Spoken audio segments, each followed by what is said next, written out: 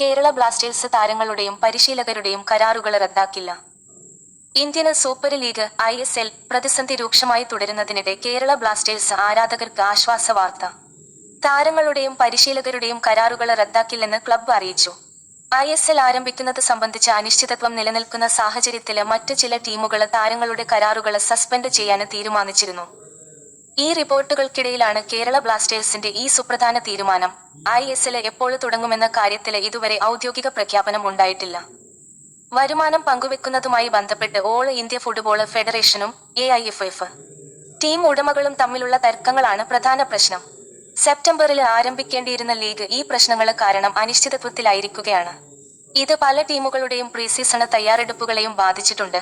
പ്രതിസന്ധി ചർച്ച ചെയ്യുന്നതിനായി AIFF 8 ടീമുകളെ വ്യാഴാഴ്ച ചർച്ചയ്ക്ക് ക്ഷണിച്ചിട്ടുണ്ട്.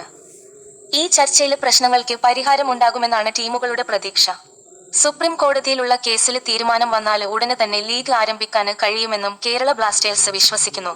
നിലവില് ഒഡിഷ FC ഉൾപ്പെടെയുള്ള ടീമുകള് താരങ്ങളുടെ കരാറുകള് സസ്പെൻഡ് ചെയ്തതായി റിപ്പോർട്ടുകളുണ്ടായിരുന്നു. ഇത് കേരള ബ്ലാസ്റ്റേഴ്സും പിന്തുടരുമോ എന്ന് ആരാധകർക്കിടയിൽ ആശങ്കയുണ്ടായിരുന്നു.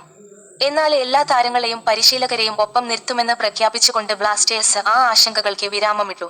ടീം ഒന്നായി ഈ പ്രതിസന്ധിയെ നേരിടുമെന്ന് ക്ലബ്ബ് അധികൃതര് വ്യക്തമാക്കി.